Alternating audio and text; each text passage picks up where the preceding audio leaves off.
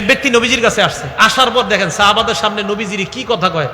এই জামানা যদি কোনো হুজুরের এই কথা কয় আপনারা মনে হয় মারা শুরু করবেন। কি কয় দেখেন, এক ব্যক্তি আল্লাহ নবীর কাছে আসছে, আসার পর কয় ইয়া রাসূলুল্লাহ ইযান লি ফি জিনা, হুজুর আমার জিনার অনুমতি দেন। কিসের অনুমতি দেন? নাউজুবিল্লাহ, নাউজুবিল্লাহ বলেন।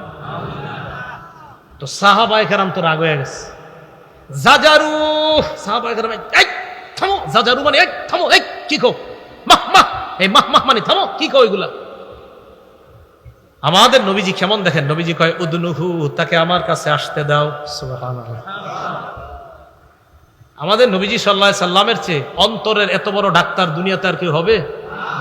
বাহ্যিক ডাক্তারও হবে না, আভ্যন্তরীণ ডাক্তারও হবে না। নবীজিকে আসতে দাও কাছে। ফাদানা, রাখেন রাখেন, সমস্যা নেই। ফাদানাহু মিনহু করিবা, আল্লাহ নবীর কাছে আসলেন। নবীজির কাছে আসার পর আল্লাহ নবী বললেন আতুহিব্বুহু লিউম্মিকা, তুমি যে কাজের অনুমতি আমার কাছে চাইলা, তোমার মায়ের সাথে যদি এই কাজটা কেউ করে তুমি পছন্দ করবা কিনা? ওই ব্যক্তি জবাব দেয় লা জাআলানি আল্লাহু ফিদাকা ইয়া রাসূলুল্লাহ, আল্লাহর কসম আমার মায়ের সাথে কেউ জিনা করবে, অপকর্ম করবে, আমি কোশ্চিনকালও এটা পছন্দ করব না।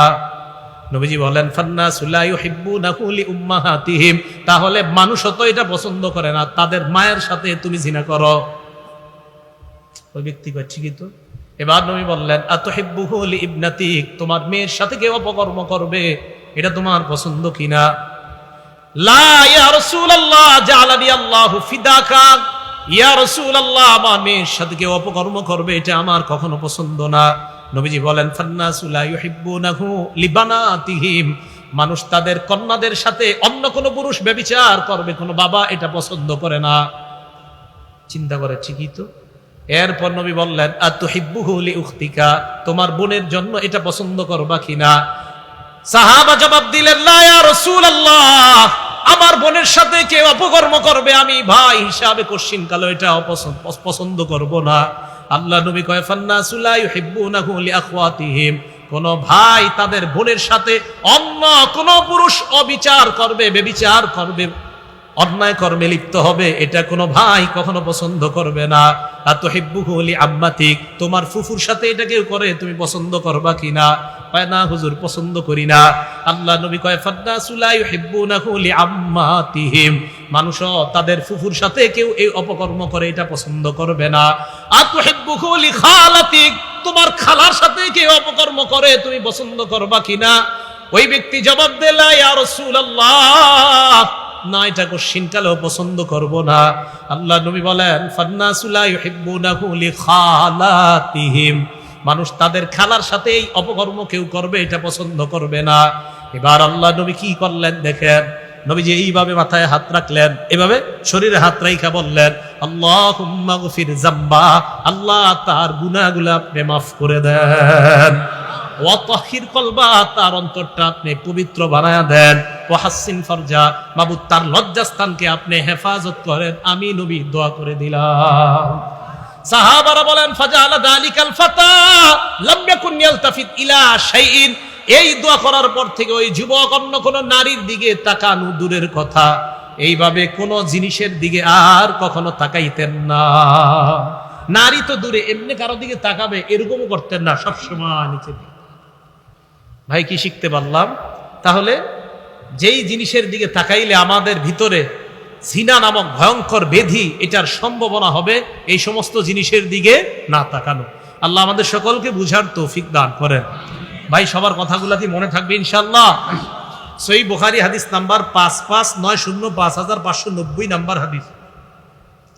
এই হাদিসের মধ্যে আসছে রাসূল আকরাম সাল্লাল্লাহু আলাইহি সাল্লাম বলেন, কি বলে দেখেন, শোনার পর দেখবেন এই সমাজে এগুলো আছে কিনা। قال رسول الله صلى الله عليه وسلم لا يكونن من امتي اقوام يستحلون الحر والحرير والخمر والمعازف, নবীজি বলেন আমার উম্মতের মাঝে এমন কিছু সম্প্রদায় ঘটবে, এমন কিছু মানুষের আবির্ভাব ঘটবে যারা জিনা করা হালাল মনে করবে। জিনা করা হালাল, বলেন সবাই কি মনে করবে? হালাল। আপনারা মনে করেন হুজুর না আমরা তো কেউ হালাল মনে করি না। ওই যে মোবাইলের যেই কথাগুলো বললাম, এই যে কানের জিনা, মুখের জিনা, জবানের জিনা, এই তো আপনি হালাল মনে করতেছেন। আপনি তো ভাবতেছেন এটা কিছুই না, আপনি 5 ওয়াক্ত নামাজ পড়েন, আবার অবৈধভাবে যার সাথে কথা বলা হারাম তার সাথে অপ্রয়োজনীয় কথা বলতেছেন, এই তো আপনি ব্যভিচারকে হালাল মনে করছেন। ওয়াল হারিরা, পুরুষরা রেশমের পোশাককে হালাল মনে করবে, রেশমের পোশাক পুরুষের জন্য হারাম।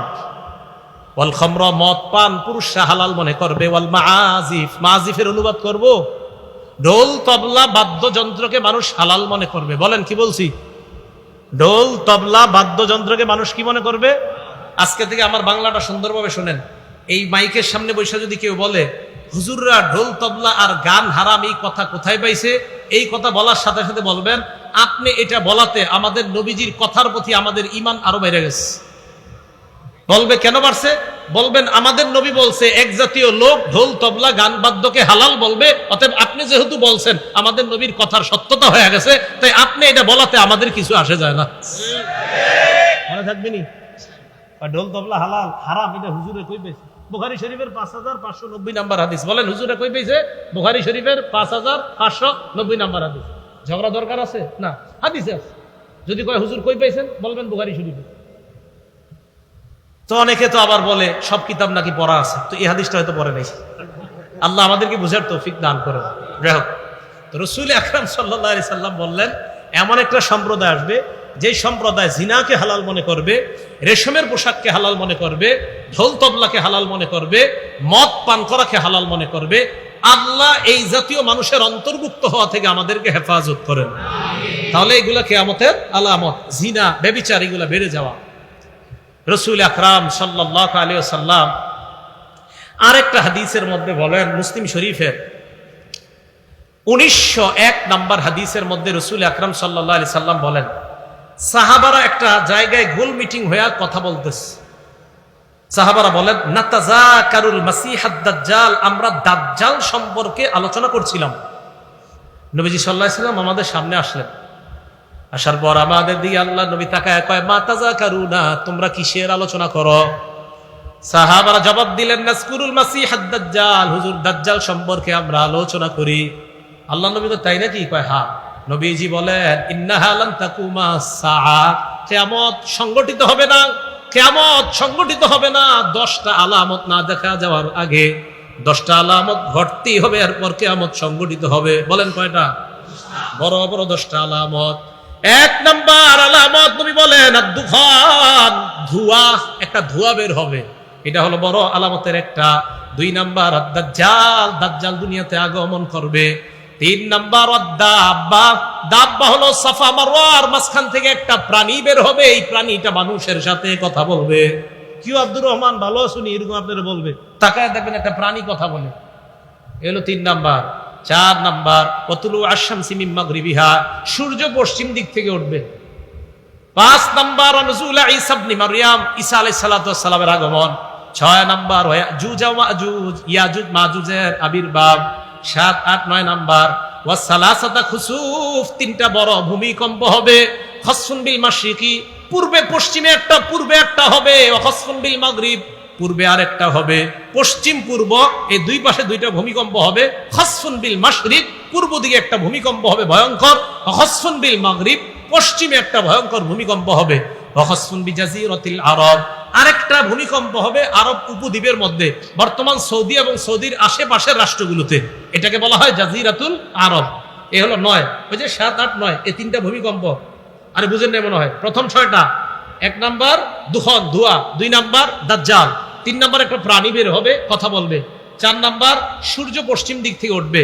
5 নাম্বার ঈসা নবীর আগমন। 6 নাম্বার ইয়াজুজ মাজুজ। 7 নাম্বার পূর্ব দিকে একটা ভূমিকম্প। 8 নাম্বার পশ্চিমে একটা ভূমিকম্প। 9 নাম্বার আরব উপদ্বীপে তথা বর্তমান সৌদি এবং তার আশেপাশের রাষ্ট্রগুলোতে ভয়ঙ্কর একটা ভূমিকম্প হবে।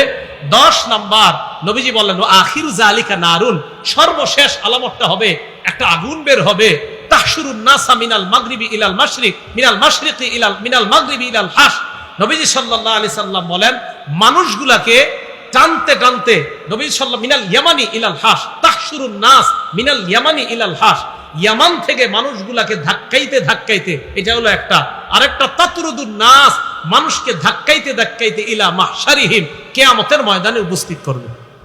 কিয়ামতের ময়দানে হাসরের মাঠে উপস্থিত করবে। তাহলে একটা আগুন বের হবে, যে আগুনটা মানুষকে ধাক্কাইতে ধাক্কাইতে মানুষকে নিতে নিতে কিয়ামতের মাঠে উপস্থিত করবে। এই 10টা কথা নবীজি বললেন। এর মধ্যে দ্বিতীয় নাম্বার একটা আলামতের কথা বললেন, দাজ্জাল। বলেন কি বলছেন? দাজ্জাল এটা একটা ভয়ঙ্কর প্রাণী হবে। মুসলিম শরীফের 1946 নাম্বার হাদিসের মধ্যে রাসূল আকরাম সাল্লাল্লাহু আলাইহি সাল্লাম বলেন, মা বাইনা খালকি আদম ইলা কিয়ামিস সাআহ, আদম নবী থেকে নিয়ে কিয়ামত পর্যন্ত, আদম নবী থেকে নিয়ে কিয়ামত পর্যন্ত খালকুন আকবারু মিনাদ দাজ্জাল। নবীজি সাল্লাল্লাহু আলাইহি সাল্লাম বলেন, দাজ্জালের চেয়ে এত ভয়ঙ্কর সৃষ্টি আর নাই। আদম নবী থেকে কিয়ামত পর্যন্ত যত সৃষ্টি আছে এর মধ্যে দাজ্জালের চেয়ে ভয়ঙ্কর সৃষ্টি নাই। এটা হবে সবচেয়ে ভয়ঙ্কর সৃষ্টি। কে? দাজ্জাল।